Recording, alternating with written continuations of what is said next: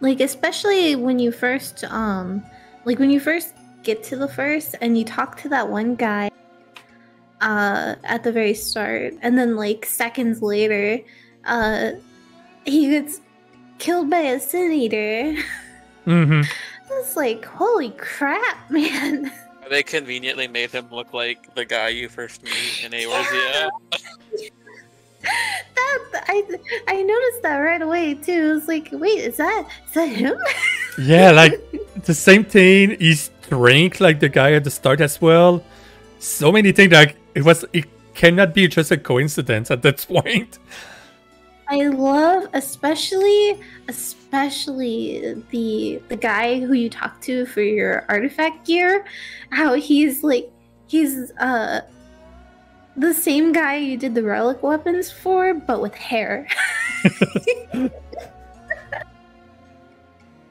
But yeah, it's just like it makes sense when you think about like reflections though and the source and yeah.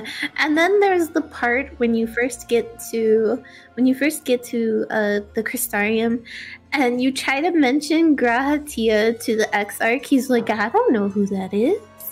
Like, yeah, of course. When I summoned the Crystal Tower.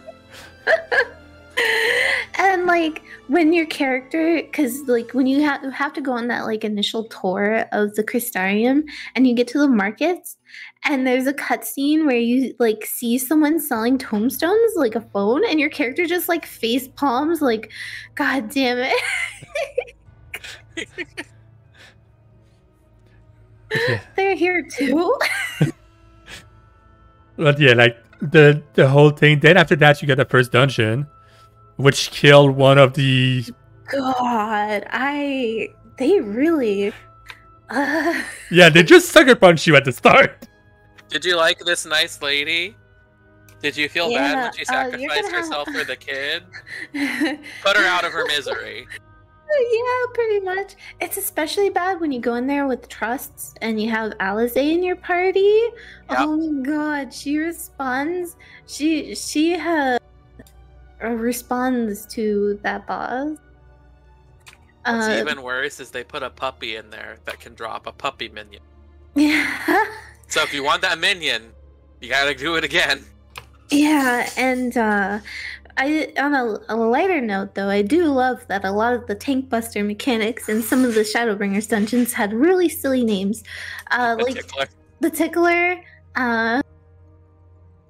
There was one that like it was like a candy cane reference. It was just like really silly. When I saw the Tickler, when he went in there as a tank, I was like, "What the hell is this? Oh, that's a tank buster." Certainly tickled. Like, dude, that's the first dungeon where you feel sad about the little girl and you start to learn more about the world, about like the light and everything in there. Yeah, and the Sin Eaters and all that stuff. The dungeons, I really like the dungeons. Oh, yeah. I think my favorite out of all of them is probably... it's a toss-up between Dunmeg and Matoya's Relic. Mine's Matoya's Relic. Absolutely Matoya's Relic. I just love how silly the Matoya one is. And there's a freaking... There's like a Y'shtola pillow in there. I really want. I wish they'd make that into a housing item. I really love Amorot. And the other one I love is... Which one is the one with the old-timey music inside? Academia Niter, I think? Yeah. I think I still need to unlock that one. Or no. Wait, I've done that one. I love it. It's just a jazzy version of the Sistasha theme. Yeah, but it's like so well made. And the fact that the last boss is Kazakot and that is so good. That's the one where the first boss is named Unknown, right? When we're all in game later, I'll play it for you on my Bard. I can play it. But no, Unknown is Amnesia Annihilator, which is like the worst first boss in a dungeon. I actually liked the Unknown fight. There was like so much going on in that fight. For like a random fight like that, it was so painful the first day. I guess for me, it was just really funny to have all those mechanics from this boss that's just like, we don't even know what the fuck this is. We just threw it at you. It's named unknown. Deal with it. I like I think it was the academia dungeon, how they just, you know, give you Quetzalcoatl as a boss. At the end. From 8? Yeah. It was like, wait, what? Why are we fighting a guardian force? Like, the fight itself is super fun as well, because I just run around and collect all the orbs. Yeah, I do that too, and I can do that very easily on Dancer too. I just dash around. And now you get like plus like 10 stack of damage and up then it's in like real DPS now. Like I'm trying to look at the other dungeon, because there was so many good dungeon in that one. I think my last favorite, just because of the length, not because of the dungeon, would be Arrow's Gauntlet. I feel it dragged down a little bit too much. Yeah, that one was an interesting one. I did really like the Beastmaster fight though. It had very interesting mechanics. And then, you know, I know most people's favorite is probably the Necromancer fight for maybe not obvious reasons. Everyone went freaking nuts over her and her design. Like, Jesus Christ. Her mechanic as well were so sweet as well. I wonder if loved the Hero's Gauntlet just because of how it felt, like having everybody there helping. And then they do it to you again when you get back to the source. With like, you've got Kobold really cool. helping, and Amalja helping, and Tiamat is there, and it was so cool. How they did that twice. But I didn't like healing it. When I'm on other classes, it's fine, but I don't like healing that. And I used to have to heal that because at the start of Shadowbringers, I was a healer main because that was what my static wanted me to be. I was Dancer until raiding, so I was fine on my side. And I'm a Summon, as we all know. I'm just a Dancer and a Dark Knight. That's a very interesting combination of jobs, but it works. Also, I don't. Oh, sorry. Oh, no, go ahead. I thought I was gonna pick up Gunbreaker as my main tank, and I've been leveling Warrior and really liking it, and that's where I am now. Gunbreaker just has too much going on for me. I love the cone AoE because it hits farther than you expect it to. Warrior is just you hitting hard. But yeah, like all that was fun. And also, I don't know what was going on with the sub-team of Shadowbringer of, I'd say 70% of the boss as an odd transformation. Like, let's say, Crown of Immaculate. That also then is become like super buff and super, with long hair and all the stuff. Then you got Titan, who suddenly become a buff dude with the ATV. You got Shiva and Ifrit transforming into a Yu-Gi-Oh card, and yeah, stuff they look like that of fucking elemental heroes from Yu-Gi-Oh. Like, I don't know what was going on with that team there. Like, I'm looking at the dungeon. I'm looking also at Tain. Also, if we're talking about Shadowbringer, we have to talk about the Nier raid as well, I guess. Oh, don't even get me started. Which is I'm very big on the Nier lore too, so it was like, oh my god. The worst thing is technically it's canon. Yeah. I actually just finished the weekly quests this week. Oh really? I kind of talked about it. Very interesting end to the quests. I'm only on week 6 because I forgot about it. I totally forgot there was a quest for that. I think you're almost done. I haven't done mine yet. Because it wasn't like super long. But you get a title at the end. Witness to the Dark Apocalypse. which kind of makes sense with how I am with the message I got from them. But yeah, like I'm worried it's gonna break my heart because I've heard people say that it's kind of it's kind of sad at the end, and there's also references to stuff. But also, I mean, the whole was a huge reference, but especially the sphere of destruction that showed up, because that's not good. That's like Drakengard shit. But for the Nier raid, like the Nier themselves, the fight were fun, and I love the mechanic they put into these fight as well. I really love the final raid. Oh, yeah. It's so like the way they I hated the hacking minigame in Automata. Like I despised it, but they implemented it in a really fun and unique way with this raid. Also, I know that Ryuko got some sentiment about the mechanic in those raids. And there's a lot of there was I felt like I didn't understand a lot of it. There's just a lot going on screen. I had fun though. The hacking one was really good, and also, man, they really love throwing balls in my face in those fights, huh? That's a Nier thing for you. Dad made some kind of joke about it that I still don't know. It's the same in the Nier games. They really love those flying pink balls.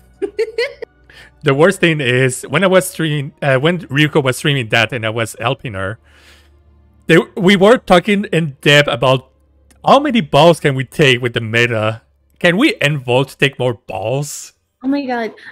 In the second tier of the Alliance raid, you know that part that's like kind of a gauntlet where you have to like run through a pathway while trying to dodge them, and like it was in Bunker, when you're on your way to like going inside of the ship. Yeah. I purposely on my Dark Knight, I was like, how many Vuln stats can I take? So I was just like, because, you know, the Blackest Night is one of the most broken tank cooldowns ever. So I was just like using that and like kind of collecting. It capped at 7. It wouldn't let me take any more Vuln stacks than that. And I was very sad. That's why we were talking, like, what if you're a warrior in your own gang? Can you take more? Because technically you still get hit, but you cannot die. Like after 7, it just refreshed the timer rather than add more stacks. That was very sad. Especially because my friend was healing. Also, like, the thing I love about those raids, there was so many troll mechanic at time. Like the first boss, yeah. And the third raid, where you put a block and everyone's hide behind the block. Yeah, I did that too until I saw everybody was on the other side. Everyone was like, "Oh, these are blocks. Oh, there's gonna be a thing going. We should probably get behind it so we don't get hit." And then we just all got yeeted off the platform. That was and everyone's just like, "Oh." Yeah. I love doing new content on day 1. It's so fun. I had so many deaths. So many people dead. When the first Nier raid came out, I ran it the first time with a bunch of friends and stuff. And one of my friends was like, and we were all dying to stuff because we had no idea what was going on. But we were like, one friend in particular was like, "Oh my god, I know I'm dying all the time, but I'm so happy to be here because of this music." Oh yeah. Especially like the last fight of the last raid with the K-name music. Yeah. The interesting part with that is that it was K-name, but it was also mixed with the bells used in Drakengard song actually. Mm-hmm. And it was just like I didn't notice it at like during the fight, but because I got the Orchestrion after, because I always end up buying the Orchestrions after, because my luck with RMG is kind of garbage. I noticed the chimes, I'm like, oh crap. Like that whole thing was like, it was a mix of Drakengard and Nier, and it was just like so much stuff. But I was so happy because I'm very big, very, very, very big on the Drake and Nier stories. And you have the prelude as well. The like crystal team myths inside that as well. Yeah. Like that sound like the first time I heard it, I started to tear up for some reason. So, and it's hard to play Ninja with tears in your eyes. I can tell you that. I was just, oh god, it was so, everything was so good. I do recommend doing the weekly quest though. Yeah, no, I'm working on them. Yeah. Yeah, I'm gonna do them. I think I'm on week 6 quest now, something like that. Weekly reset is until Tuesday anyway, right? So we have time. Yeah. Mm-hmm. But yeah, like the fight was super fun. I think the second one was like kind of weaker. The second one was like, that made me sad because Hansel and Gretel are in the first Nier, and their whole thing was really, really sad. As with most stuff in Nier games, it's a lot of sad. Because you in the first Nier game, you fight Hansel, and you kill him, but then later on, you have to fight his sister, who's all depressed and sad because you killed his brother. Her brother. The worst thing is, if you kill one, the attack of the other one is called Weeping Trail, I think. If I recall the name of the attack, I will have to check. It was like something Lamentation, I think. It might be Lamentation, because Weeping Trail might just be the normal attack. We'll have to check. Hansel and Gretel. Oops, not a video. Console Wiki, that. And they don't have the attack name. But it was something sad that they used at the end. Yeah, no, it doesn't list on the wiki for some reason. But also, that fight took me so long to understand, though. Like, it's such a simple fight once you know it, but you have to always watch where they're pointing or you're just gonna die. Like, even Ryuko, like I was talking to Ryuko, I was saying to her, okay, they're attacking in, so go out. She was like, huh? Yeah. I was very confused. I was like, okay, they're going in, they're gonna swap, so go in. And she's like, huh? Okay, I'm just gonna follow. Yeah, that's very interesting. And the fight with the red girls was very interesting too. Like so creepy. It was really that face is in Automata too. So don't worry. There's probably a reason why they used it again. But that face that popped up on the screen is just like, oh fuck. Yeah. I get startled very easily, so that I screamed. It still get me from time to time. When I'm too focused, it still get me. So. Yeah, I think I freaked out a little bit too when it happened. God, it was so. But it was a very interesting fight, though. I love that they had the walls, the orange floor of death, though, because that was a thing in the hacking minigame too. Like there was walls that were if you touched them, they were orange, just like the ones on the floor. If you touched them, you took damage. It was very annoying. And this one, you die, so.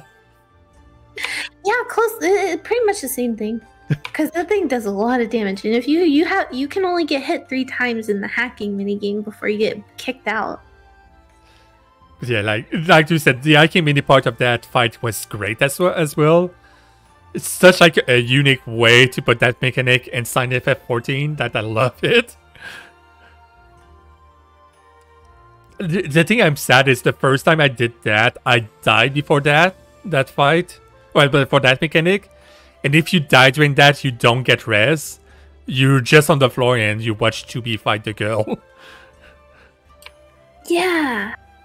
Oh, there was also like During the first fight in the third raid, 2B's like, oh, we should move to avoid getting knocked off the platform, and then she's just like standing in the middle the whole time. And the first fight is that. Second fight is Hansel and Gretel. Third fight is the trash mob fight with all the 2Ps. Mm-hmm. After that is the Girl in Red, which has... Girl in Red had so many deaths. Yeah, there is a lot going on during that fight, but it was fun. I don't like the thing, the mechanic where like there's a bunch of them out on the platform and they like circle around with the conal AoE. I remember the first time I did it, and we were like, "Oh, so she just summons these, and we just have to like follow the path of where they're going in the circle, so to not get hit." But then like they started moving locations after like the third time, so they're like, "Oh." For me, it was a different thing. Yeah, so that it was like, oh no, this is E1S. Because E1 Savage has the same mechanic. Yeah, I actually attempted that one. And I was like, oh no, oh no, oh no. Not in Duty Finder, please. Because, man, that was scary. Then I was like, oh, okay, you just get behind one and you run around. Okay, it's fine. I think that one like hit me at least once every time. Like I got hit by one of the ball bolt. Yeah, just every time. The snapshot is not nice during that fight. I'll say that much. It's really easy to get snapshot to a place where you think you're not gonna get it, but you're gonna get hit. So. You remember when I died, but I was on the other side of the wall, and so my body was on the other side of the wall with everyone that dodged it. Yep, welcome to FF14 snapshotting. Yes, it can be a curse and a nightmare. And a blessing at time. Not a nightmare. It's a nightmare and a blessing, I guess I could say. During that fight, there's always the chain as well that makes you move. That so many people didn't understand that you have to look at her hand. A lot of people still don't understand that. I certainly don't, because I never got chained, so I wasn't forced to understand it. Then there is the insta-kill meteor that is super finicky at time. And that's there is when you have to like use the AoE you get on you to break the wall, and a bunch of people would just be stacked on top of each other with these AoE circles. Yeah, and they die. I don't know why they're doing that, but they die. Then that's the fight. Then it's the two creepy robot elevator fight that wants you to play with them, which I know is a near fight, and I know a lot of people doesn't like it. Yeah, those are bosses in Automata, and I know a lot of people doesn't like them. Yeah, and that fight is kind of simple. Then we have the first part, the last fight, I guess we can say. Which... yeah, it's very interesting. Which the first mechanic, you have to... Everyone get hit the first time by the first mechanic by the wheel, because no one knows what's going on. Yeah. Then you play DDR... Well, you play a Ritter game. Then you try to pray to the RNG god that the people doesn't put the Itza flare through you. Yeah. Or through the boss. Which is a... I hate when people do that when you're melee, because you just die. I love when tanks run to people with the tank buster. Yeah, that as well. That happened a lot in Bunker. Which thing? Oh, yeah. You mean the fight with the tree jet? The one where it's like you're in that it's the one that like summons the pods to do specific things, like the hammer and things like that. Oh, okay, yeah. Where like each tank gets a tank buster that puts like it puts a like an AoE. Mm-hmm. line wherever you're standing. Yeah, and they jump there, and it does like a huge AoE from there. Yeah, there's a lot of tanks like to just like they'll either go to another tank, stand on top of them, or like face the AoE towards everybody in the raid, or you know, it's a mixed bag. The one I love is the PvP you can get on the second boss from the second raid. Oh my god. The laser beam of death, yes. Oh. So many times. We got hit by that, didn't we? Yes, because the other group didn't know. It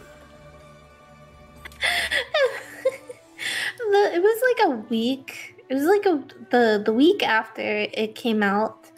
I ran that with some friends, and someone in another alliance killed most of us with their beam, and we weren't even like rude about it. We were like, "Could you please not point your beams of death at the other alliances?" And this one person just like went off. That was in the alliance. They were like, "Just shut up and play the game. It's new." And my friend was such a snarky little smartass and was like, "I can't enjoy the game. You literally just killed me." I was just thinking that. Like, you can't play the game if you're dead. Like, so many times, this happened to an alliance of us, and then the other alliance killed the other alliance out of spite. Then it just do a chain reaction from there. Now, sometimes I do little things like that sometimes on purpose for funsies, but usually it's just to my own friends. Yeah, because man, the thing you can do with that is so bad. It's almost as bad as E9 with the tiles. It's more fun in Savage when you can kill someone in 1 second from that. Oh god. Cause yeah, it's Cloud of Darkness, right? Yeah. Cause man, the tile is fun when you when you start to go full degen on it. If not, after that, let's like if I run out the last raid. Then on the girl stock, it's a flare. Then there's the balls, the wheels. That's all the mechanic. Then on the second phase, you start to get a Dragon Guard mechanic with the circle. Oh, that's the one where we had to show the correct color, right? Yeah. Nori probably has PTSD from that, from one boss, Dragon Guard. Because I know I do. I'm gonna have to play Dragon Guard eventually because I want to get all these references and like understand what's going on. I recommend it. I really want them to bring those back like they did with Replicant. But I know some of the themes in the Drakengard games were a little sketch. So I don't know how well that would translate to this day and age. But what do you mean a little sketch? Like there's a lot of very dodgy topics. There's like incest and the things. Like, a lot of things that is like, I don't think you could go on Steam because of that. Like with Drakengard 3, the intoners have they're nymphomaniacs.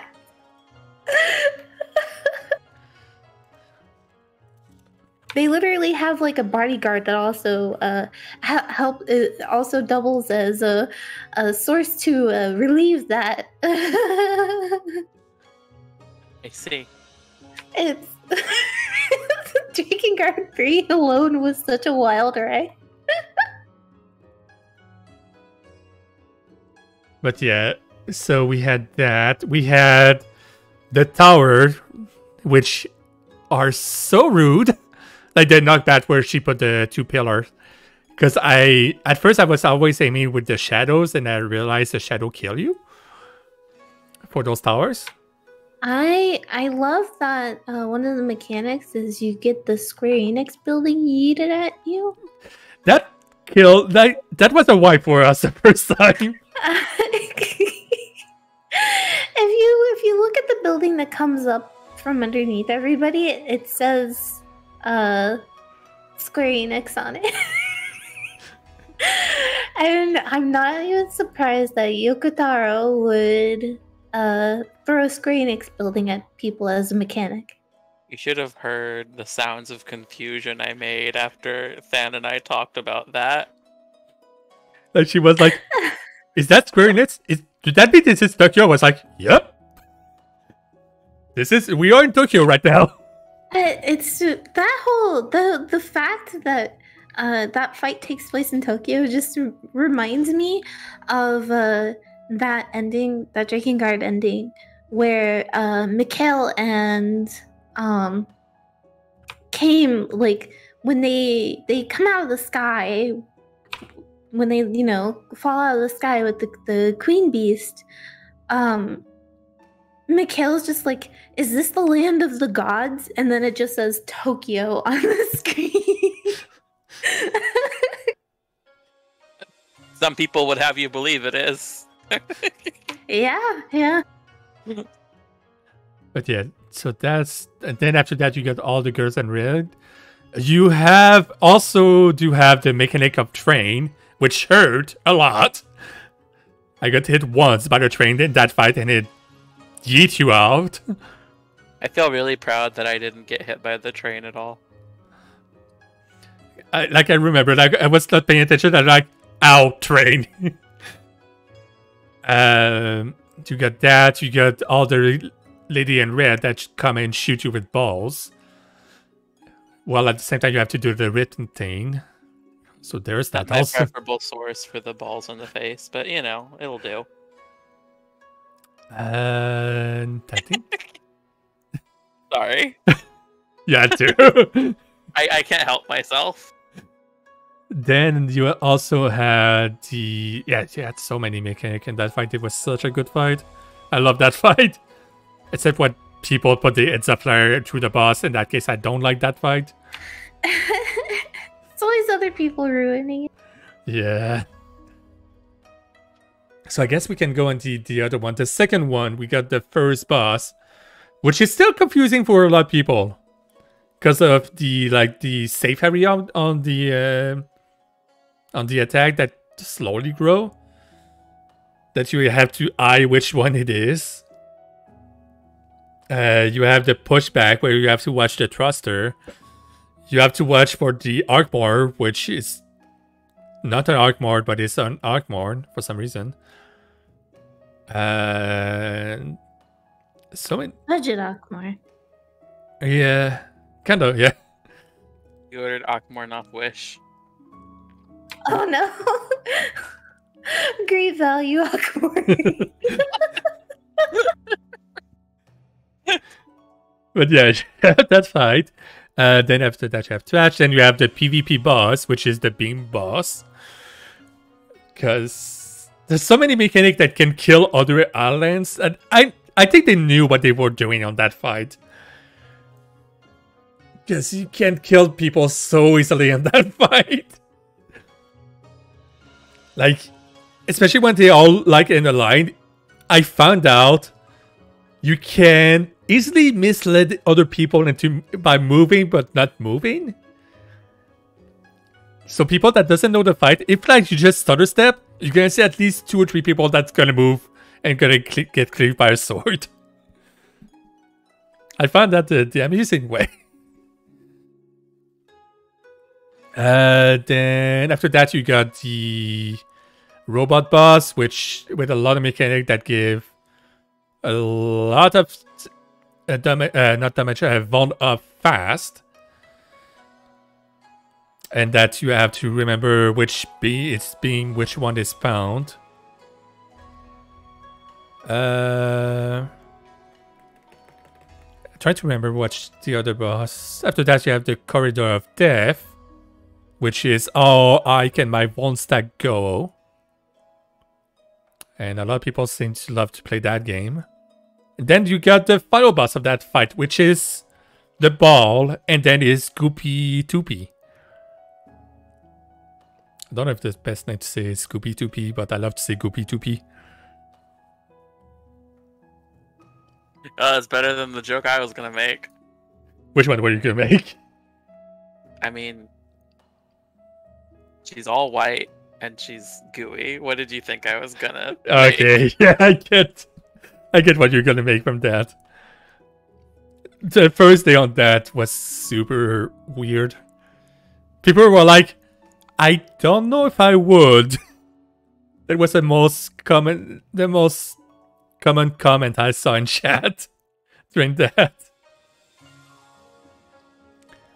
Which still has mechanic that I'm not 100% sure all they work, so I have to do that fight more. And if we go then to the first time the near raid was introduced, we got the first boss, which still kill a lot of people because of the shotgun balls. Oh god, yeah. Yeah, like at least people start to know to not stand in front of that boss, but I need to, like, if I ever do the near raids on stream again, get a ball to the face counter. It would overflow after like 2 minutes. Then you have trash, and you have all much pink, and you endure the fight. I love all the comments during that fight from the boss, though.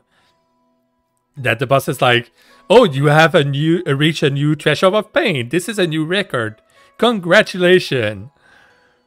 And after a while, it's like, subject is advised to die faster, or something like that the boss say. So I guess that's like only got tested. Yeah, it's like straight up a test chamber, and they're testing subject, I guess I could say. Then after that, it's a bit of trash. Then after that is Angel. Angel's their name, right? I think. With an E. Let me check to make sure I don't say... Yeah, Angel, perfect. Which is Angle. Angles, right? Yeah, Angle or Angel. I don't know if we say Angel or Angle on that. Angle, because I'm pretty sure it's a reference to, like, because of the Marx attacks. I think it's a reference to Marx and Engels, you know, Karl Marx and... Engels is of Boston Automata too. The first yeah, but they're referencing with the name Engels. They're referencing the person who worked with Karl Marx, right, on stuff. I don't know a lot about this. I just know Marx and Engels are related. To, like, they work on stuff. They work on stuff together. About Engels is that you encounter him. You encounter him later in the game.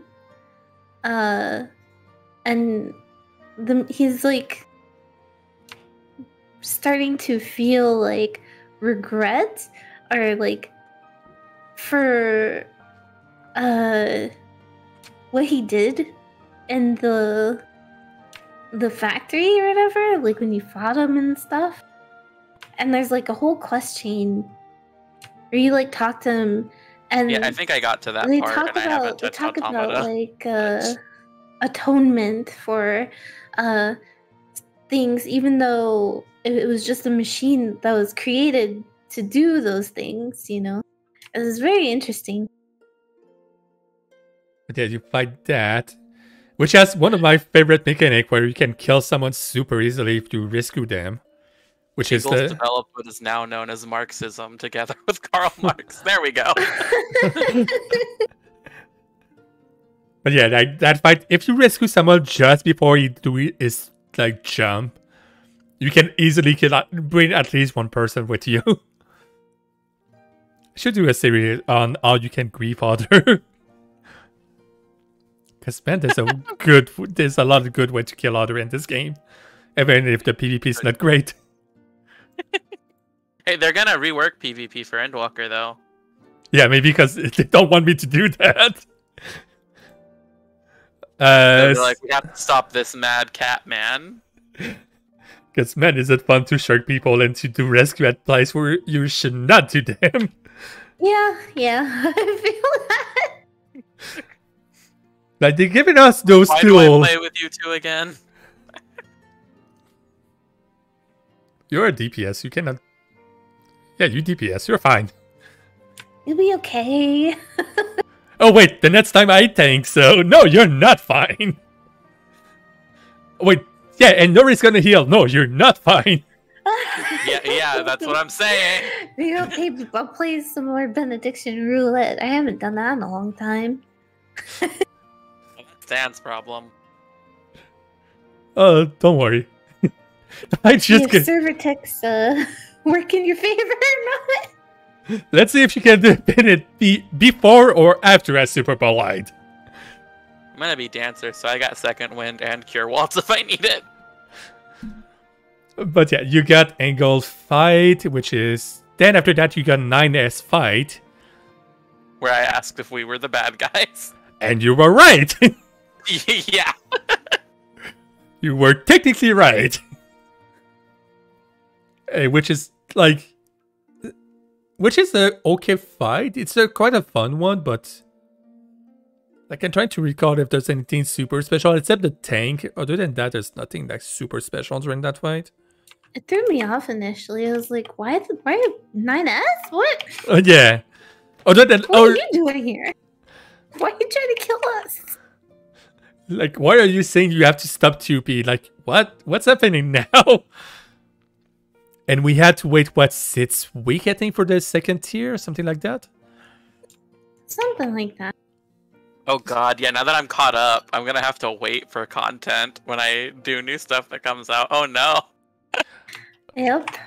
Oh, don't worry, you still didn't finish Relic Weapon, so you still got a lot to do. I still haven't finished Relic Weapon.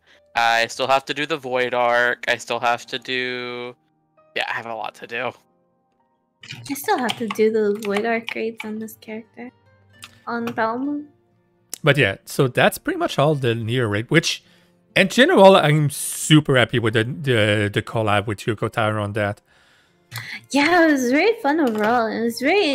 I'm really happy that they referenced not only Nier, but also Drakengard. But the only thing I wish we had is I want a Yoko Taro Ed as a glam. Yeah. I want that. Maybe next time. Yeah, maybe. I wish.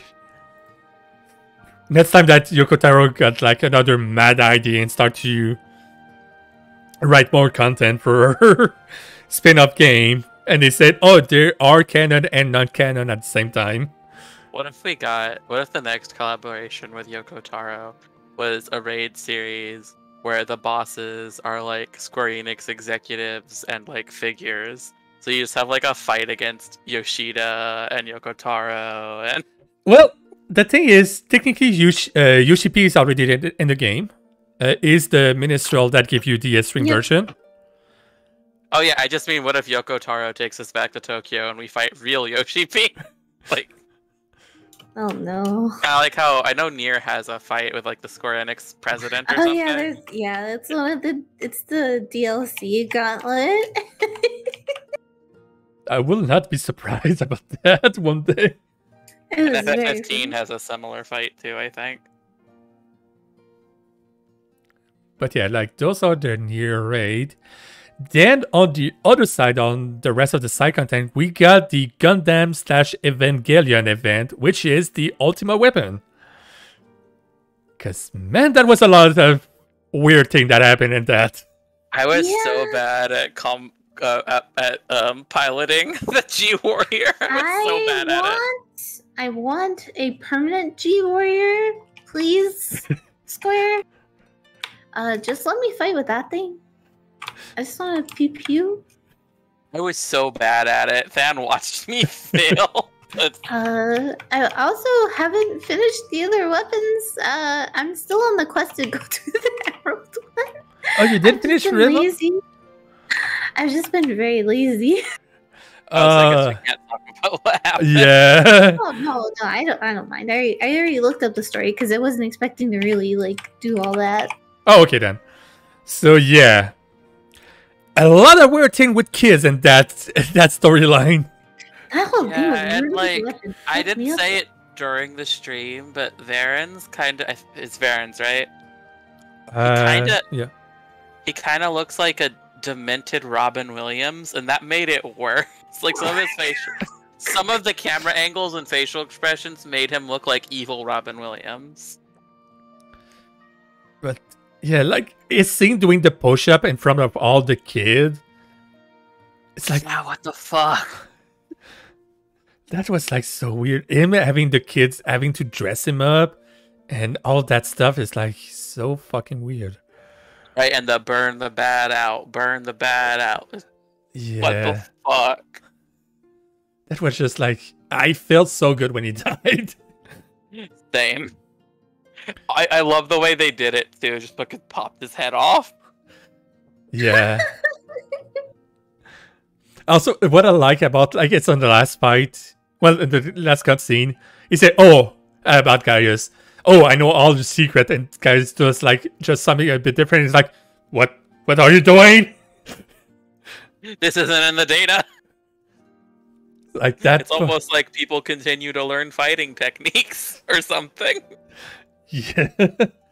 But, like, the whole redemption arc of Gaius, which started in Stormblood, and then here, I guess ended, we can say.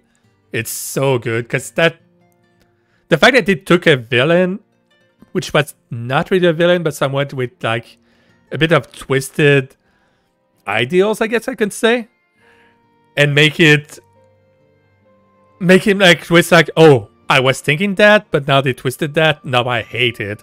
Now I want to fight with you to, like, protect, like, pretty much do the same. Like, the strong should lead the weak. But for him now, it's the strong should, like, protect and lead the weak instead. But the redemption arc on Gaius on that was super good. The sad part about all the robots being actual people, I guess I could say, is super sad. Especially for Diamond. Yeah, when I did Ruby Weapon the first time, that was so, like, weird. Oh yeah, when Byron come out. Yeah. Yeah, I think I made a noise when that happened. I was like, oh fuck. But it was very gross. I don't know what's the obsession of Square Enix with, like, weird smile. Like, creepy smile. Because it has, I think it's mostly, like, the effect. Like, you'll notice in some more, like, psychotic characters how, like, they'll contort their faces in such a way that's, like, look at Ilbert, for example, with that whole thing after Balzar's Wall. And when, he kind of yeeted himself off the top of the thing. Thank goodness. I know, right? I mean, I'm sad I didn't get to shove him off myself, but that whole story is just, I don't know why they thought it'd be a good idea. Like, oh, here's these very powerful dragon eyes. Let's just toss them off this cliff here. Nobody's gonna go down there and look for them. I literally was like, well, we tossed them off the cliff. I was like, no, we should have stepped on them and like grapes. We should have crushed them. Like, let's not destroy them or anything, so nobody else can make use of the power. Let's just throw them off this cliff. No, surely nobody's gonna go all the way down to the bottom of this bridge. Like, what's the worst that can happen?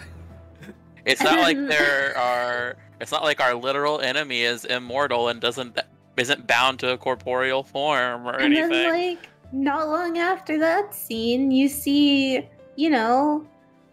an Ascian down there with the Warriors of Darkness. Like, hey, look what we found, guys. Look at this artifact we found all of a sudden just laying right there.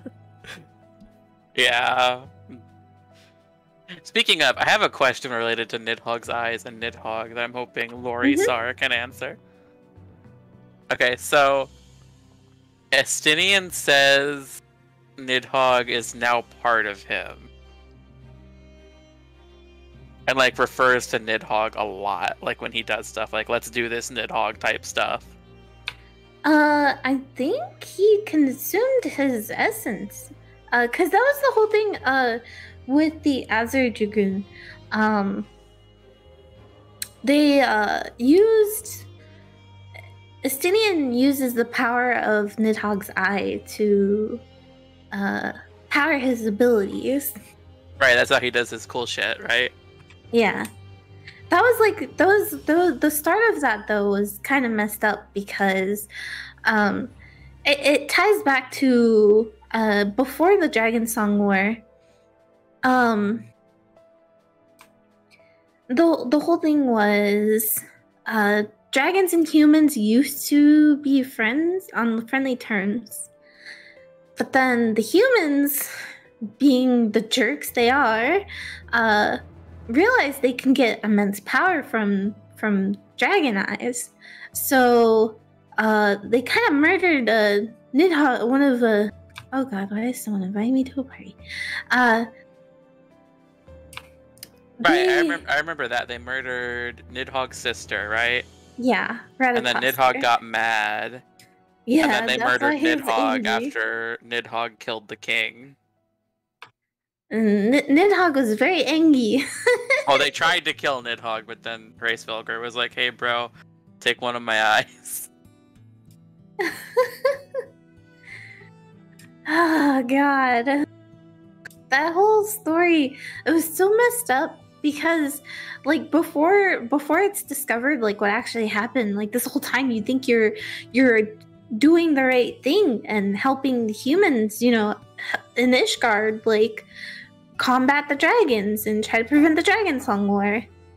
It put it to an end, and you're actually helping the problem. Right, and then then you think you know more about the dragons, and you're like, oh yeah, this is good. We're helping the dragons somewhat. Now too, we're gonna try to make peace with them and help them too. And then it's like, yeah, then you find out about Hraesvelgr giving Nidhogg an eye, knowing what he was going to do. Yeah, eventually. I mean, the Elizans are still more at fault than the dragons, of course. Yeah, they're the ones who started that because they got greedy for power. But also, Nidhogg did continue it for like way after the people involved were dead, and their children and their children's children, and then that just kind of becomes like, oh well, this is just unnecessary. He holds a grudge. I'll say. But thankfully it was all resolved in the end. But God, that story was so messed up. And then like the whole thing with the with Thoradin and the Knights of the Round. People are speculating that his fight's gonna be the next ultimate. People are saying that that's the thing that makes sense, I guess I could say. That would be good because the actual fight was laughably easy. Not back in the day. Back in the day it was very there was a lot going on during its scenes. I should bring you to do it on minimal eye level one day for that one. I didn't know. Just because I said that. Yeah. But yeah, to go back to the weapons. So first weapon, Ruby weapon, which first phase is gas. How fast can you go? Especially on the stream. Because I did all the fight on the stream and they're all fun except for Emerald. That was the one that was the one weapon I did on Extreme, was Ruby. It's a fun fight on Extreme. The second phase is like fun because you catch Meteor with your face. Well, not Meteor, but you catch the ads. It's very interesting. But yeah, especially you know when Nail shows up and you're just like, what the hell is going on here? Yeah, like I told that to Rico. I was like, oh yeah, that's someone from the Empire. that person is also from UCOP technically. Like, I think they are gender neutral. I think, right? She was disguised as your brother. Yeah. Okay, that's the thing that a lot of people thought she was. That was actually a translation error or something that they made into an actual story. Got it. Okay, but yeah, like she was actually like a huge part of the story in ARR. So yeah, I think you fight her in one of the coils raids.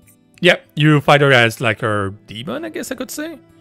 I need to go through the coils of Bahamut. Bahamut worshipping for. Yeah, and that part still wipe you at Matt's eye level. So yeah. Jeez, to her, Bahamut was a husbando, pretty much. Yeah, Matt's not gonna be happy to hear that. Yeah. But yeah, so that was the first fight. Then after that, you got the Gundam fight with the Sapphire weapon. And for some reason, I was really bad at. That was very fun. Only because I want my own G-Warrior. At least make it a mount or something. It wasn't really a different fight. It was so much throwback to Gundam though, and so it was so fun for that. Yeah, even like the music. Mm-hmm. And even like the name of the thing are like almost direct reference to a Gundam. So I don't know anything about Gundam, so I'm just sitting here like nodding my head, like yeah, whatever y'all say. I'm very huge on Gundams. The one anime I watched that could be called a mech anime was Code Geass, because there are mechs in that anime. Then after that, you got Emerald Weapon, which is, I hope you don't like to have uptime, because here you go running around the arena, dodging everything. Just say a ranged DPS. A lot of Shadowbringers is just like screw melee. Oh no, screw melee and screw black mage. It makes you wonder if when they tested it, they didn't have anybody playing melee. Well, you know, Yoshi P is a black mage main, and he parts orange on S-Ring fights. So plays. Wait, we have Yoshi P parses? Oh yeah, Yoshi P show his parses, and he's like in the top DPS for the fight. I need to see Yoshi P's parses. I want to see them. He's actually like super good at this class. So, but yeah, that fight, like the first phase is that. The second phase is, oh god, there's so much happening and no one can call things because everything's happening at once. I hope everyone knows the fight. Because Ryuko saw what happened when I tried to call that fight. It's like, okay, look with that. Okay, too late, you're dead. It's like yeah, so much happening. And all that stream is even worse. Then on the last tackles, we got the diamond weapon, which is super fun. It's one of my favorite diamond weapon fight. I had fun during that fight. The only thing I don't like is the flood, mostly because party defenders cannot do flood correctly, and it's gonna wipe a party at least on 1 or 2 try. That's for sure. Was that the one I messed up? No, flood is the mechanic you didn't see. It's it's the mechanic you saw me do with the numbers, where you have to. Oh, okay, yeah, with your static. Mm-hmm. So you have to do your number +4. That's where you go after, unless you're a low number. Is it +4? I think it's +4, something like that. Yeah, because 7 replace 3, 8 replace 4. Yes, that's +4. Yeah. It's a super fun fight. I really had a lot of fun doing it. It's super well designed. The only thing I don't like is the Ifrit fight. That's mostly because I'm a melee character. And screw up time during that fight. Because you love to go invincible during that fight and you cannot do anything about it. And it's a fight that you have to see it to know where to go. Especially on the stream because it doesn't tell you any details. So you have to know the safe spot. But in general, all the 4 fights, I guess I can say 3 because 1 is not really a fight. All the 3 are really fun to do, and I really recommend them for someone that wants to go easy into the reading scene. And the storyline, though, it's something else, though. That's a nice conclusion, at least. But I kind of wish we saw more of the city at the end, though. Because it looked like Shawlian, the new Sage City, I'm going to say. Because I cannot say the name. But smaller. And I really want that to be like a small hub. We could go a lot more time. But yeah, those were the ultimate fight. Those are the side content. So I guess we can go into the trials that are during Shadowbringer. Let me pull the list. So any trial do you like in particular, both of you? The Seed of Sacrifice. That was a really cool fight. I never did it on Extreme, but the normal one, like doing it for story, was really nice. It was so good. The little when the Emmett Salk wave happened, I was just like, ah!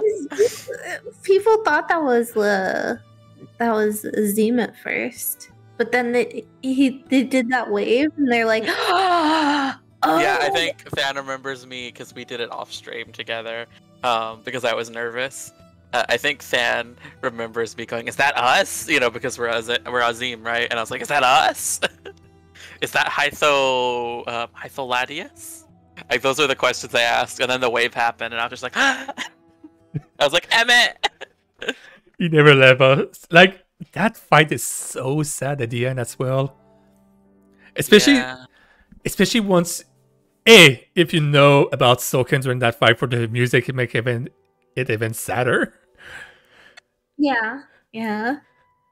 And once you listen to the lyric after you did the fight, and you click the fight with the lyric, it's like, oh, okay, yeah. And the fact Emmett was there just because he didn't want Elidibus to suffer the same fate, pretty much. He didn't want him to suffer, pretty much. He didn't want him to. Yeah, he wanted to end his misery, basically. Yeah, because he was starting to like lose his way, I guess, or like lose his reason why he was doing all that. That was like such a good fight, and on stream it's a nice fight as well. A lot of chaos going on, but it's a fun fight. Yeah, and the thing I think the thing that hits me the most about that is realizing if Emmett planned for that, for us getting rid of, like, killing Elidibus, basically, right? And ending his suffering, that means Emmett planned for us to kill himself, and it's just like, oh. Yeah. So, like... Elidibus is he got so absorbed with his purpose that he started to forget what his goal was in the first place. Yeah, he started to forget his friends, it's like comrade and all that thing. Yeah, he just knew what he had to do and didn't even necessarily resonate with the why anymore. Yeah. So yeah, that's why like Emmett like saved us, and he didn't want all that to happen, pretty much. I wish Emmett didn't have to die, honestly, but I get it. Oh wait, there's one thing I forgot to talk about before the trials. Nori, you did all the Eden, right? Yes, it did. Perfect. All right, perfect. So the whole Eden storyline, which is a great one as well, and a lot of great fight. Cause Eden, or as I like to call it, Reen gets a girlfriend. Yeah. I mean, you saw a giant rainbow crystal. Yeah. And the way they talked about getting coffee biscuits, that just sounded like a date. Like, yeah, there was like I think that was the last fight in the last tier. That whole like memory thing you go through. That hurt so much. That shit hurt. They were like trying each other's lipstick and stuff. It was so cute.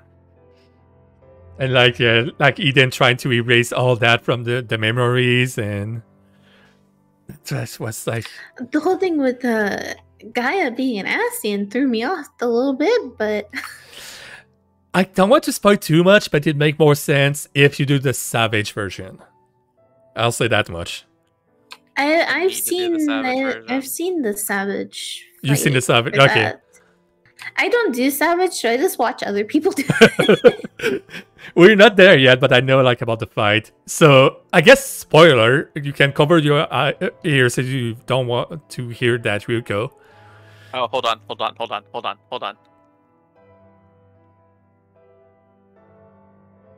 I guess she doesn't want to hear about that. Okay, she wants to add me when she's safe. Okay. The fact that Gaia herself is the final boss is so good. That transition looked really cool. It was kind of compared to the one for Reen when she merged with Hirschfelger and all that stuff. Mm-hmm. It didn't have as much oomph as that transition, but it was still really cool. Yeah, the transition. I also want hammers. Yeah. Also the fact that the fight of E12S use a lot of time mechanic, which makes so much sense with her. Because she used during the fight, even versus Reen, she used slow on her to give us time to break her from the ice and all that thing.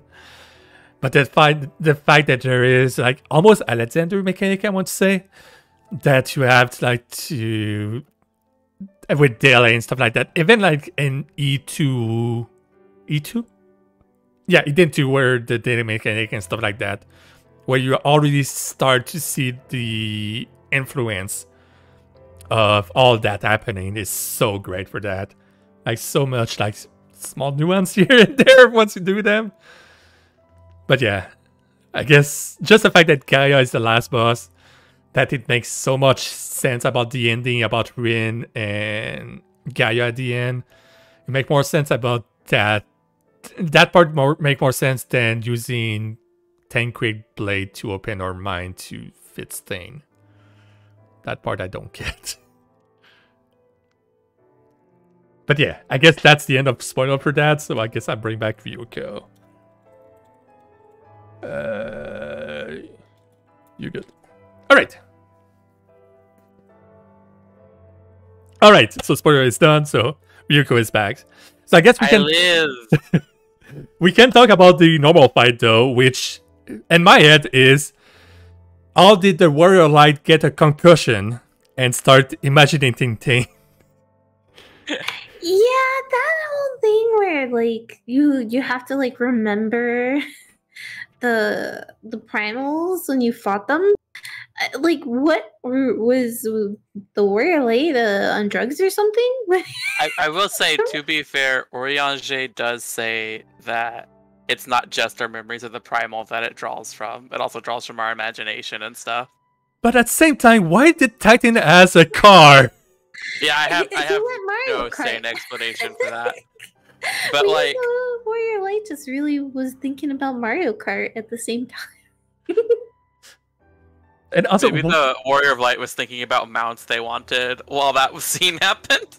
The sad part is that's not even a mount. That's the sad part. It should be.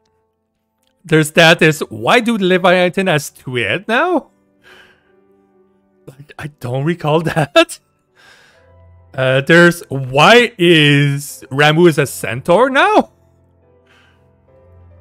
I think you can fight Ixion, so that could potentially make sense of fusing Ixion. Because Ixion is a fate enemy, I think. I also love that the mount for that tier is literally Ramu. Yeah, it is. You can ride Ramu. Yep, the mount for that right tier. Eden 8 Savage drop is Ramu.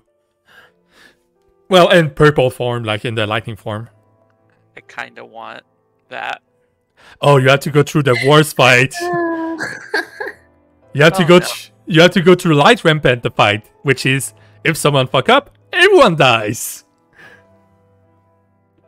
And it's a fight you wait till Endwalker to go and do that. And it's a fight that you cannot call because you have to know what you're doing or you're just gonna die straight up. Also, Ifrit and Garuda becoming a Yu-Gi-Oh monster. That's weird as well.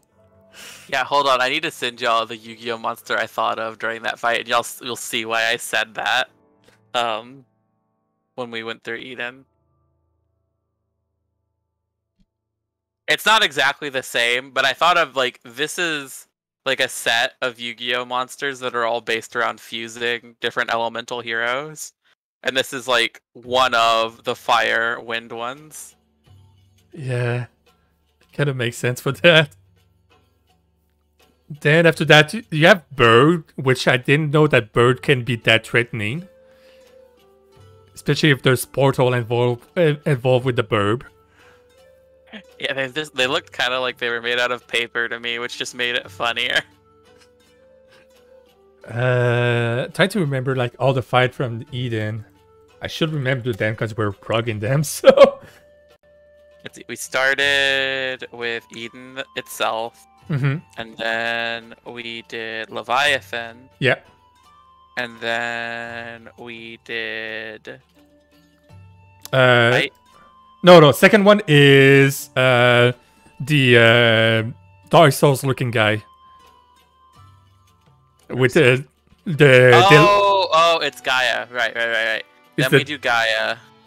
The daily mechanic. Right. Then it's Leviathan. Then is Titan on an ATV. Then it's Centaur Ramu. Then it's Garuda and Ifrit. Mm-hmm. Right. Then it's Bird. Yeah. And then it's Bad ID Part 2, which is Shiva. Yeah, that was just such a bad idea. What the fuck, Reed? Oh yeah, I can control her. Lost control 2 seconds after. And the fact that there's a mechanic where literally she get undressed, it's like kind of unnerving at time. Yeah, I think I commented multiple times throughout that fight that I was uncomfortable. It's a really nice fight on normal, but I'm not looking forward why we're gonna prog that on Savage. Then after that is Cloud of Darkness, which is PvP with the tiles. Then it's Doggo, which you cannot pet, which make it a bad fight. And then it's Fusion Time. Yeah, it's Daddy Issue the fight that I call. Because I've wrench it and tank it in one body. Yeah, it was a little freaky deaky. Then after that, you got Grape Tits, the fight. There's so many good nicknames for those fights. You said Grape Tits, and I'm imagining like the warrior of light just like plucking one of them off and throwing it in their mouth, and just, like the boss being appalled, and the warrior of light's just like, what? But like all those fights in general were really fun to do. Like for a lot of good mechanic, a lot of repeat mechanic from other fights, which I love. And the fact that they are easy to do with Duty Finder on normal is say a lot about the design of those fights. Yeah, I really liked the balls on the remove part. I appreciated them after the fact when I went back and did extreme remove. Because I was like, oh, that's where the balls came from.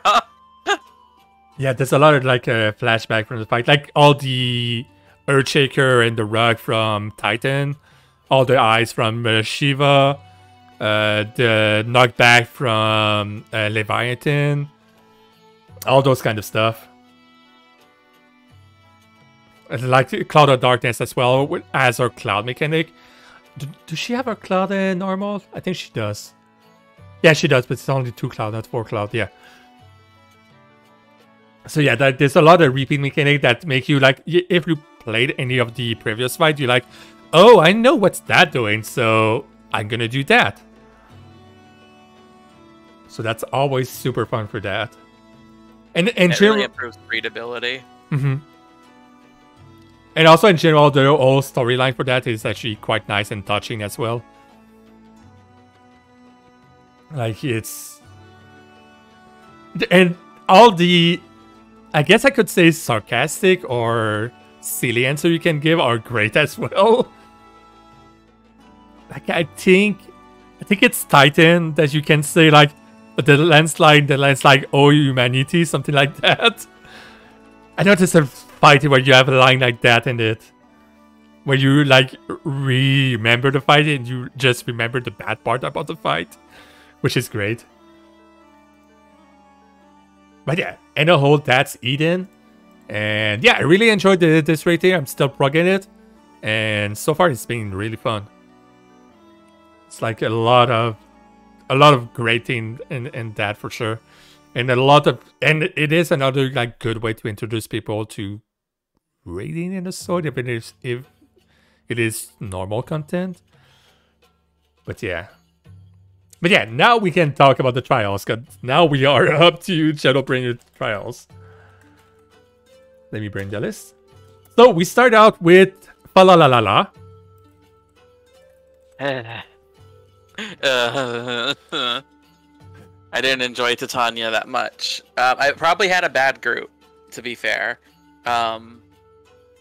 Because we kind of died a lot. When I say we died a lot at the same point, it's like the healers kept dying, and then the tanks died, and then of course everyone else died, because with no healers and no tanks, how are we going to survive, right? And it was always the giant ad phase that happened. Yeah, I have to imagine the healers just weren't dodging AoEs, because I see no other reason for them to be dying. Either that or the tank were not taking the ads, one of the two. Yeah, I think it's possible the tanks weren't tanking Peace Blossom. I think maybe, I don't know. Or Puck, one of the two. Because we were all on Mustard Seed. But yeah, no, it was very miserable. And then also people yelling at me to do reses over and over again, and it's like, y'all know my Swift cast is gone because y'all keep dying. Like, it takes 8 seconds, and I want to avoid the Phantom Room. Jesus, you know? Can't res you if I die halfway through the cast. Anyway, sorry, that's just my own personal horror story. It was so bad. For me, I found out that the cleave can kill a party pretty easily if you're a tank, and you turn the boss by accident. I love that mechanic because there's like a delay when it casts the cleave. It'll cast it, but then it'll turn to wherever the tank is and actually use it. So I like to scare people in my group with it and make it look like it's gonna hit them, but then it turns around and uses it on me at the last second. That's so rude. I love tanking Titania. I love tanking that fight. Except for the times, because I usually solo the Phaelite.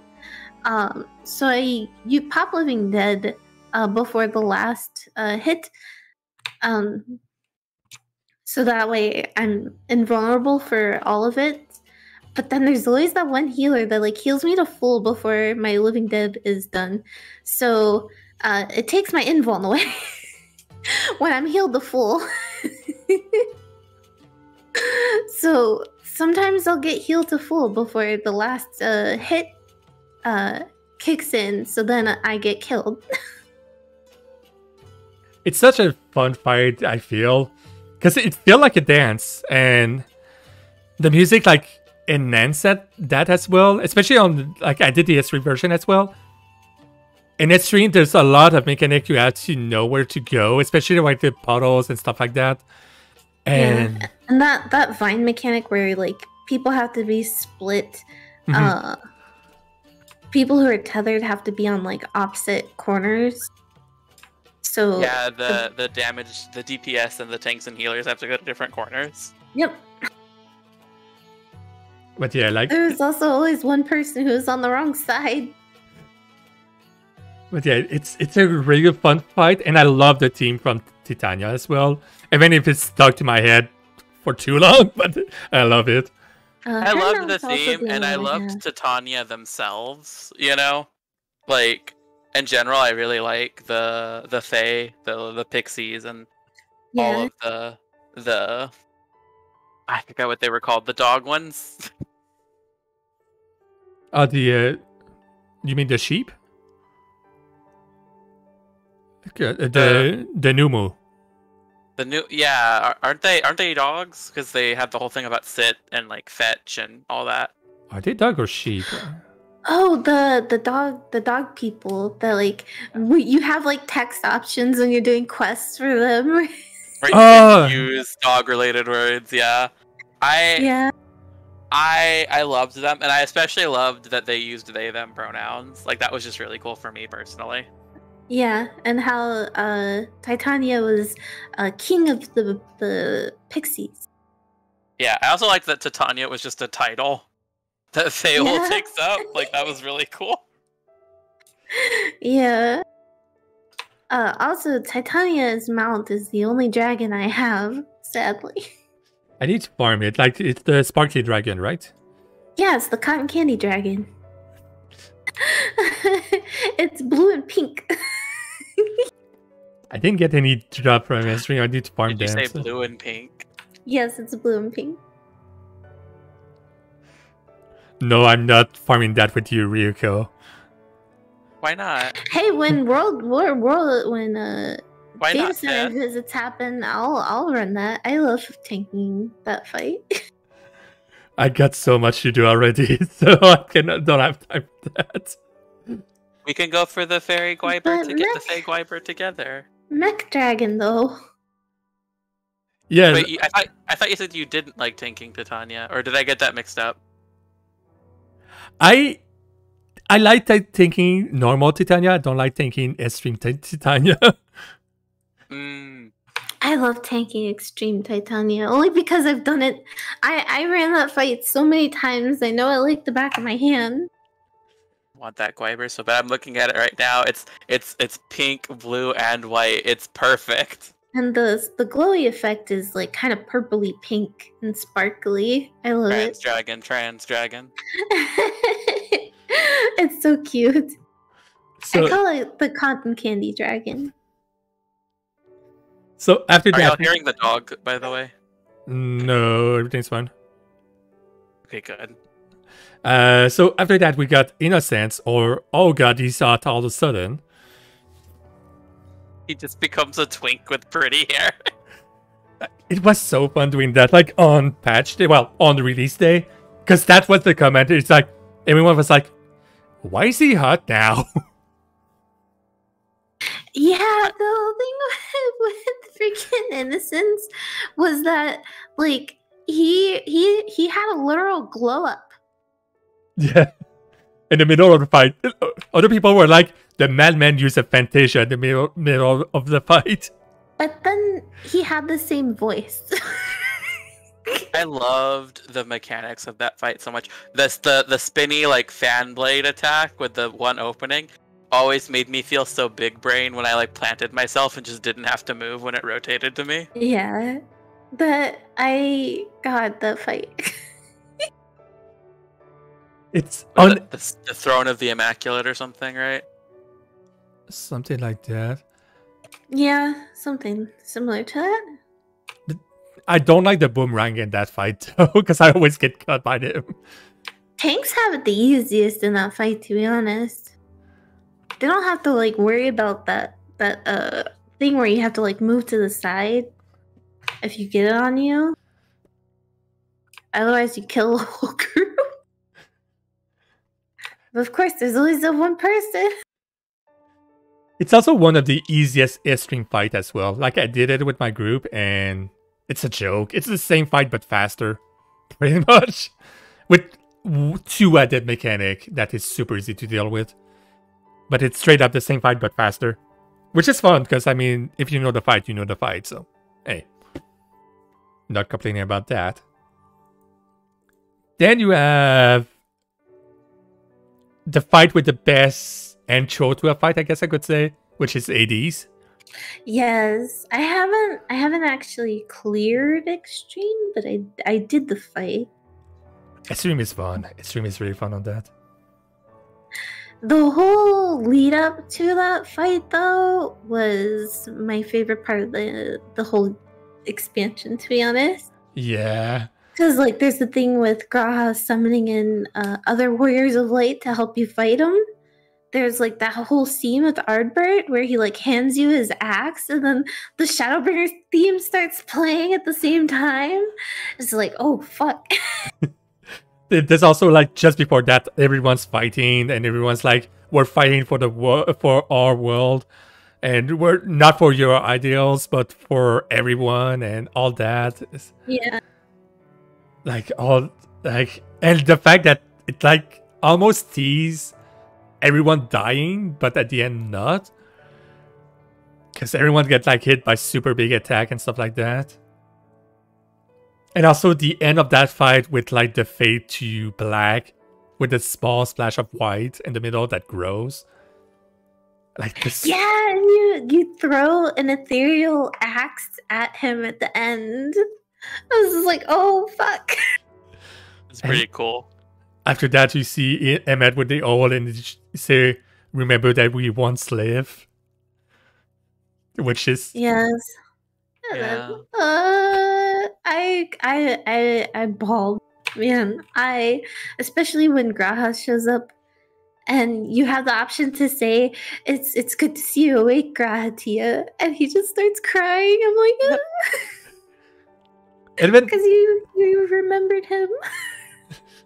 And then before that, just before that, and the city, I guess I could say, where you can again say Archivant line in there near the end. Oh yeah, you can say it to, I think, Rain. Yeah, like it's like, you know what you're doing with our emotion now. Don't lie to us. You're trying to break us. I can't wait till we play Endwalker and somehow we've fallen in love with Xenos and we kill him and he's like, goodbye, old friend. And then we're like, no! Man, Ichikawa is a genius when it comes to writing. She did a lot of really good stories before Shadowbringers 2. Mm-hmm. She did the story for Coil. She did the story for Crystal Tower. She did the Dark Knight job quests, which are some of the best story quests ever for a job. Highly recommend. She's still going to be main scenario writer for writing lead for Endwalker, which I'm also excited about. I mean, it's plenty. Like, I don't want to get too hyped up, but at the same time, it's hard not to. So yeah, really hard not to. I'm just letting the hype take over my body at this point. But yeah, so we get all this fight with ADs, which is super fun fight. Especially, did you see the extreme version, at least, Nori? Yeah. Okay. I guess it's slight spoiler, but not really, for Ryuko, but you do fight a lot of Ashen during that fight. During, like, the phase transition. Or at least, like, their spirit, I guess I could say. Because ADs is kind of collecting them, so... And they all have their mechanic. Like, there's La Brea in there. There's like a bunch of there. And it's a really cool fight on the stream. And I really recommend, if you want to try a fight, it's really fun. Just get with a group that know what they're doing, though. Because there's one mechanic that can wipe you super easily. Mm-hmm. Can I ask you for that one instead of Titania? I would not mind this one because it's shorter. Like, with a good group, it's like a 10-minute fight and on a stream. Especially with the, like, item level and stuff like that. So, after the ADs, we got SOS, Seat of Sacrifice. Which is a great fight. Yes, story-wise, it is really good. Especially the transition and everything. Because that freaking active time maneuver, I'm pretty sure they purposely made it really, really, really, really difficult to kind of like make you actually feel hopeless. You know it's script though. Like, because I've never seen an active time maneuver that required so much to be able to keep the bar up. As long as you press a button and like a good rip, you're fine. You don't need to mash. Because it's always going to caught up a little bit. It just immediately drops 75%, basically. I saw people being able to keep it at like 90, but I don't know how they do it. But as long as you like press it at a good rhythm and you don't mash, you're fine. You don't need to like to mash it super fast. Yeah, I calmed down because Stan told me that, but I started mashing. Like, it's such a troll mechanic. And the thing is, if someone doesn't do it, it's a wipe. So, so there's that. They also made it. I think they also made it the time length itself of the maneuver was longer than other ones too. I think so. Yeah, I think it's one of the longest one. Yeah. Well, like it took forever. Because I think it's, I want to say 7 seconds. My fingers were hurting because I was just mashing a couple buttons. But yeah, after that, of course, you got MX cameo. Well, Emmett Daddy coming to save us. That was so great. The fact, the fact that we know it's Emmett, even just with his end wave, say a lot about his character design. That is well made. That we can recognize a character not because they say something, just because of a gesture they do. Is so good. And I love that. Really want to get that as an emote.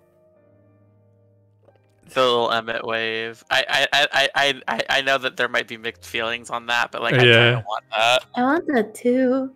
At least they gave the finger snap. Yeah, the finger snap we do have. Yeah. Where do we get that? It's on the Mog Station, I'm pretty sure. Mog Station. But yeah, then after that, you got the transition, which is... When are we going to get Limit Break 4 for ourselves? I know, right? Because watch us Limit Break 4 on the last fight of Endwalker. On Xenos. That would be funny. Yeah. I don't think Xenos is going to be the last fight. I think Fandaniel's going to be the last fight. Or maybe it's going to be like Xenos, but possessed by someone else again. Like, so much speculation. I just, like... I really think that, like, Fandaniel, like, following Xenos is an act. I don't think he actually just wants to support Xenos. Yeah. Oh, yeah, I'm pretty sure he has a purpose and is using Xenos to fulfill that purpose. Yeah, I definitely feel like Fandaniel's gonna pull a I'm the real villain, actually, you know. But at the same time, I think that Xenos is using Fandaniel at the same time, so... Yeah, it's definitely mutual because he's using him and bringing the End of Days to kind of trigger the Warrior of Light into confronting Xenos and fighting him. So yeah, how funny would it be if they killed each other in the final fight with somebody else? Oh my god. So yeah, you got a transition where you hope that your tank know what they're doing, which was a lot of confusion on patch day. Until like someone was like, oh yeah, no, that's either Alexander or like Omega, or that's like, you need to tank LP there. That reminds me, I saw an FF14 struggle tweet that was somebody saying, tank, you can LB now. And it was during Alexander. And they were like, why would I need to do that? You even need to still do it at this day, so... But yeah. Yeah, hold on. I found the screenshot. I'm going to send it to y'all. But yeah, you get that. Then you got the most anime cutscene, I guess I could say. I said that during my stay and they got mad at me. They say, you're playing FF14 and you're a ninja. You cannot say anything about this. The thing you need to tell them back is it takes anime to know anime. Well, after that, it was, at least you're not a samurai, because then we would really yell at you. But what's fun doing that is all the character there is a relation to Final Fantasy IV character. Yeah, it was cool when you pointed that out to me. Like the two mages at the start, is Palomeporum casting Meteor. You got the Bard, which is Edward. The Dark Knight, which is Dark Knight Cecil before you become a Dark Knight. Before you become a Paladin, excuse me. You even got, I think it's Stella.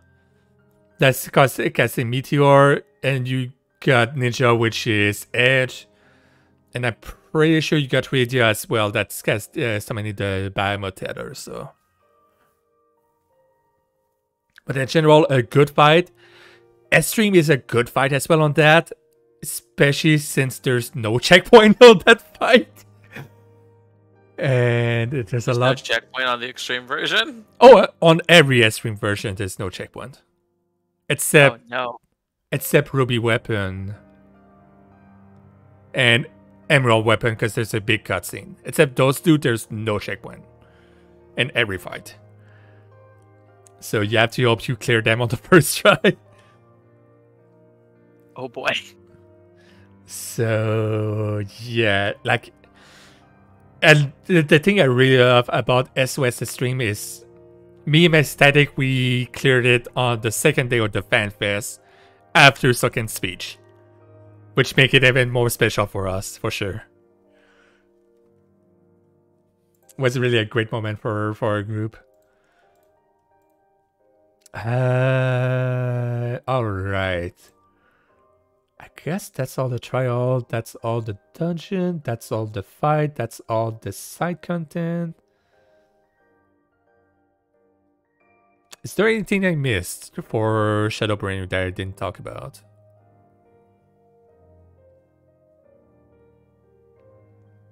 I don't think so. Except like the relic weapon, but is that really a Shadowbringer stuff, or is it? I'm still on the 510 step. I got my 530 for 535 for my ninja, and it's a lot of grind. I need to progress through the Baja story before I can continue, and I don't know. I haven't had I've been so lazy. I've just been busy, like just too busy doing screenshots and stuff. I've been too busy leveling other jobs. Well, at the same time, that region is like one of the best regions to level up right now. It's better than the Eureka, that's for sure. Yeah, once I get other jobs to 70, I can definitely take them. 71, I should say. 71, yeah. Oh, I guess I could talk about Memoria Misera, which is the relic weapon trials. With the memory of Sid, with the Varys and all that. Which is a super fun fight. The normal, well, there's no real normal version, except you fight it with your, with the Scion. Endrine. Yeah, Endrine, which I guess she's like, how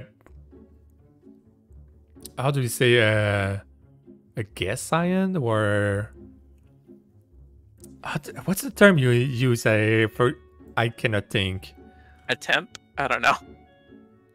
Not a temp, but like I cannot think of the word for some reason. Wait, it's gonna bother me if I don't do that. If I don't find it.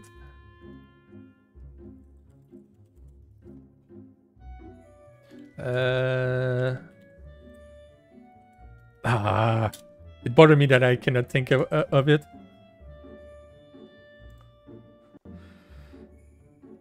Let me check. I just need to add, because I know someone talked about it on my static, so...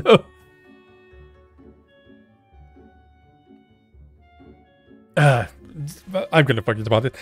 Anyway, so you get a weapon. I can say that the glowy version, most of them doesn't look good, unfortunately. But the matte version looked pretty nice. Like, we do have the Walmart book, the popsicles, the big gun. The big gun looked nice though, and a lot of other weird things for those weapons. I love that the white mage one is a stick. A stick with butterflies. A glowy stick with butterflies. But still a stick. Yeah, still a stick you found on the ground. It's a stick you put LED on it, and now there's butterfly around it because of the lights. Can't believe they had LEDs back in the day. Looks like it. Or you invited them at the same time you were doing that. But yeah, I'll be honest, I didn't follow much of the Relic Quest weapon storyline. Because I'll be honest, it was not that interesting for me. It was... But it's still fun. It brought us one of the best boss, which is the Red Chocobo. Which is a nightmare. Because the Red Chocobo doesn't care. He's just going to kill you by dropping meteor on your face all the time. Oh no. Fortunately for you, you don't really need to kill him. What if I want all the field notes? Do you have to in that case? I think you have to. Because I want all the field notes because I want Fran's bike. Do you have to? You have to get all the field notes in both areas, I think, both zones, to get Fran's bike.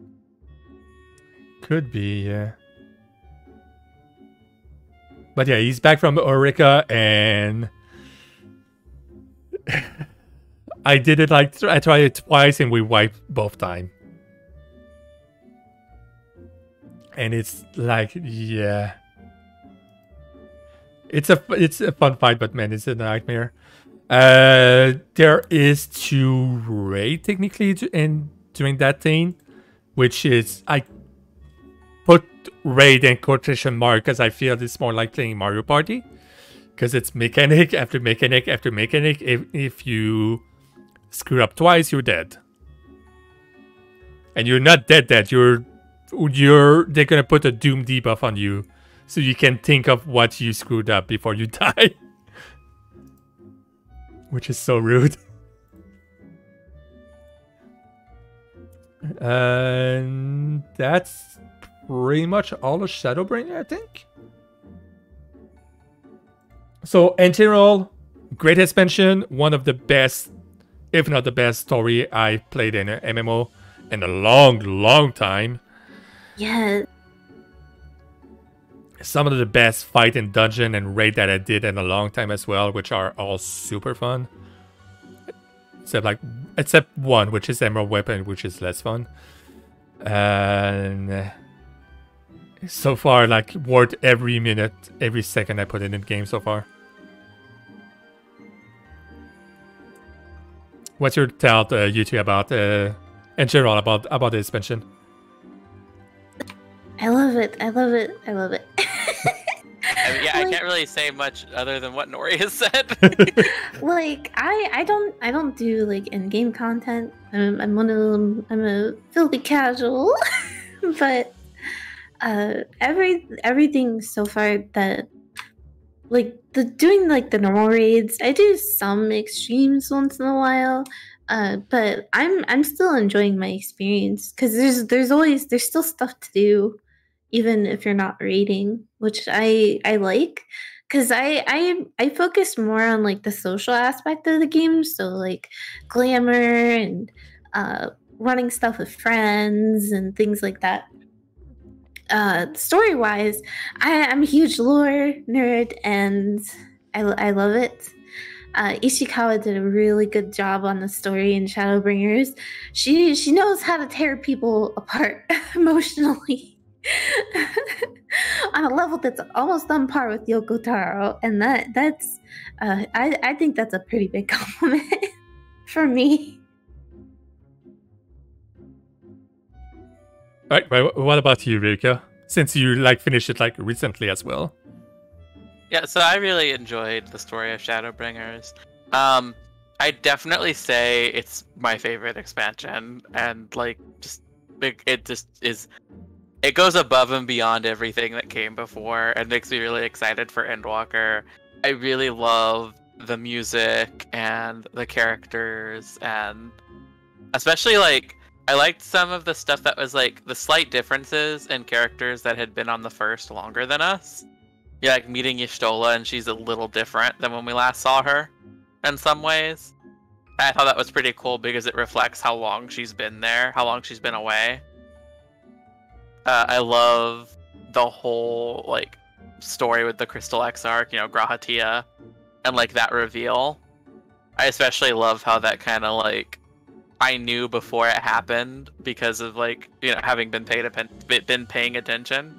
It just like, and so it was really satisfying to like figure that out and then for it to happen.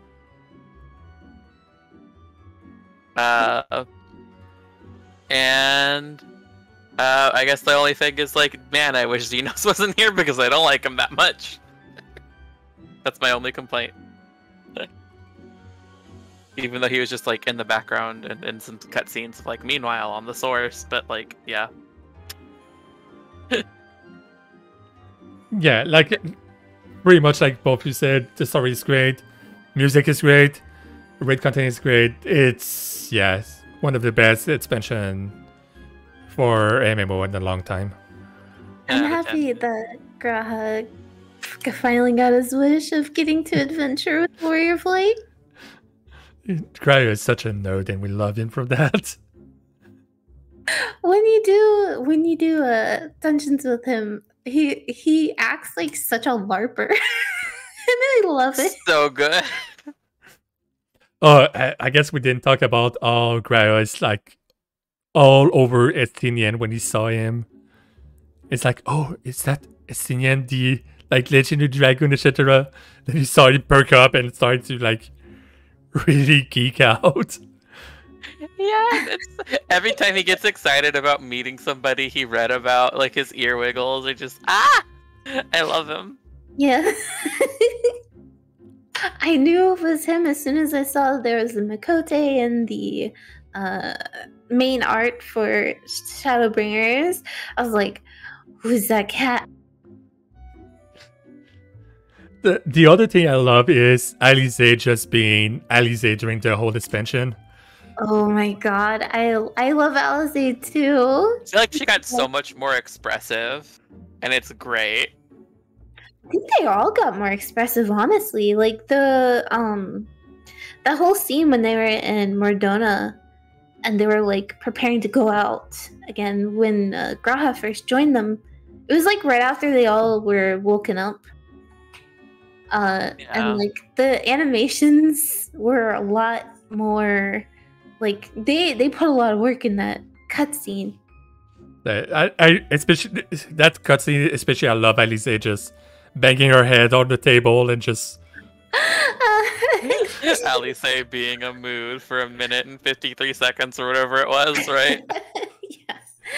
And like when there's like some griffins attacking or something and she just launches herself off the edge of the thing just charges it after it. I think my favorite thing about that cutscene was like still being able to hear other members of the Scions talking in the background a little bit, and like, I thought that was kind of fun. Yeah. You also have during that Urianchi doing the JoJo pose. Oh my god, that was so funny. He's such a fucking dweeb. You get that? You got Y'shtola being sassy as how we're just, nah, I'm just gonna finish my tea first. Then of course you have the reveal of Grahatia and all the cute air wiggles it does.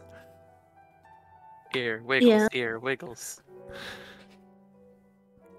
But yeah, that was a good set. Oh, and before that you got Y'shtola and the infant camisole with her back, which is so good. Yeah.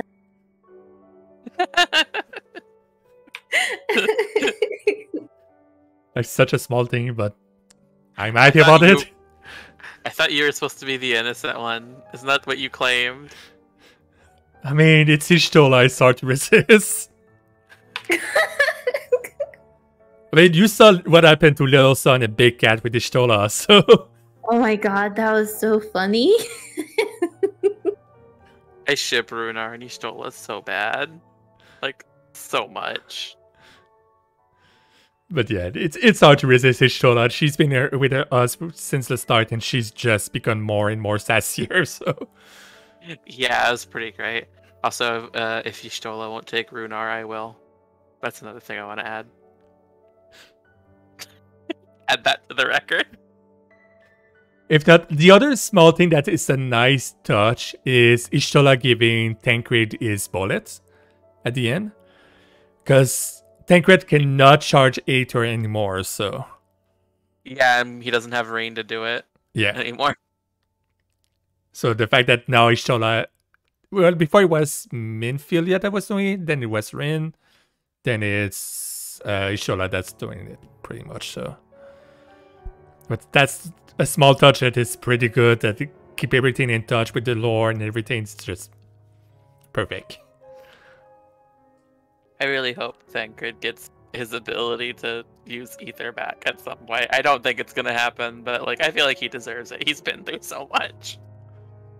I mean, Tancred is the one that changed the most since AR. He started as a rogue, so yeah.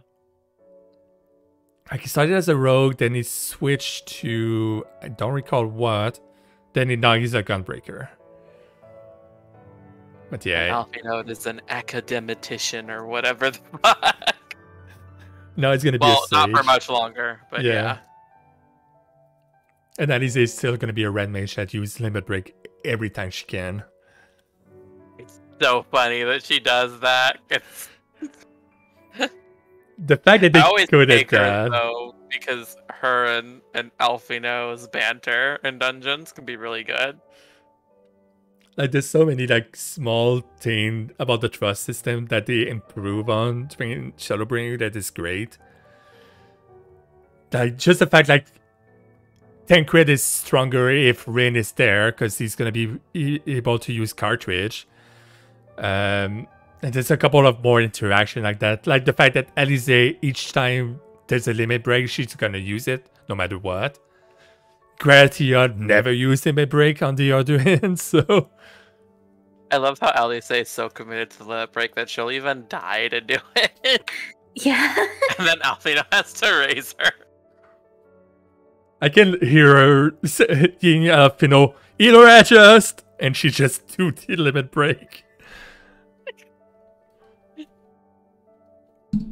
But yeah, Alize is that small DPS we all have in us that just want to do big damage. And it fits her character so much, too, for her to be like that. Like, they really did just model it after their personalities. Mm-hmm. It's so good. But yeah, I think with all that, we are pretty much done with Shadowbringer now. And I think that was the last subject I had on the list as well for today. We did talk about a lot today. I could have a... Yeah, oh my god, how long have we been talking? 3 hours, 40 minutes. Wow, that's a beefy podcast episode. Yeah, that's what I was going to say. I'm going to cut it into. That's also why I decided to do the break there, because that's going to make it easy for me to cut. Oh yeah, that's very fair. So yeah, I did that smart. But yeah, that's going to be it. So, Nori, do your shout out. Oh god.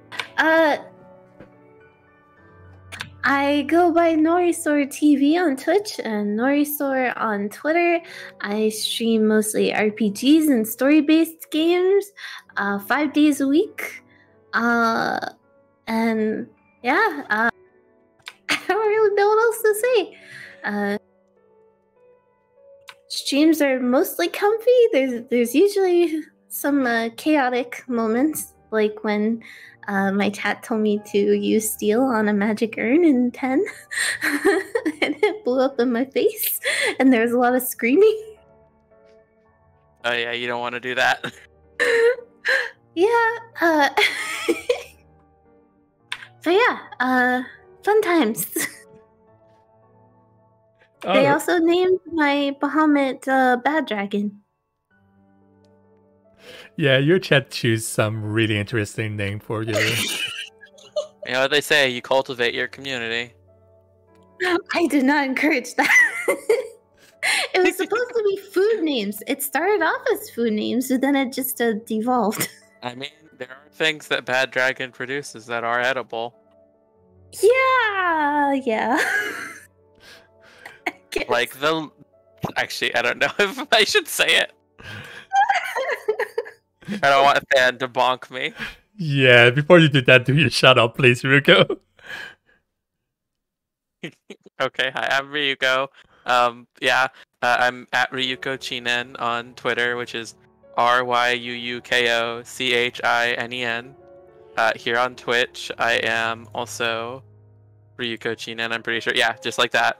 No spaces. Same on Twitter, same on Twitch. That's how you can find me. Yeah, I don't really stream that much, but I do when I feel like it, basically. Feel free to subscribe to me anyway, though, if you want to throw money at me, because I need it. Alright, that's me. Alright, so I guess it's my turn. So yeah, I am Tan. I stream on Twitch as well, on the same channel as you're watching right now. Or if you're on YouTube, it's going to be on Tan, T-H-A-A-N. I do stream FF14 a lot, especially a lot of progression doing raid. Like my static right now, we are going into E6S. We've done pretty much every content so far. Yeah, every S stream, every Savage up to there, including E9S, which we clear each week as well, without shooting at each other. Other than that, I do stream a bunch of random stuff here and there as well as doing collab for FF14 and teaching the other all to raid and all to do fight, which is super fun. Like me. It's super fun because then I remember the fight and I can laugh at them if they die too much as well, which is fun. Or when they collect too many balls. That like also. Me. But yeah, that is it for the podcast. We are Light Party and I hope you enjoy. Have a great night, everyone. Bye, everyone.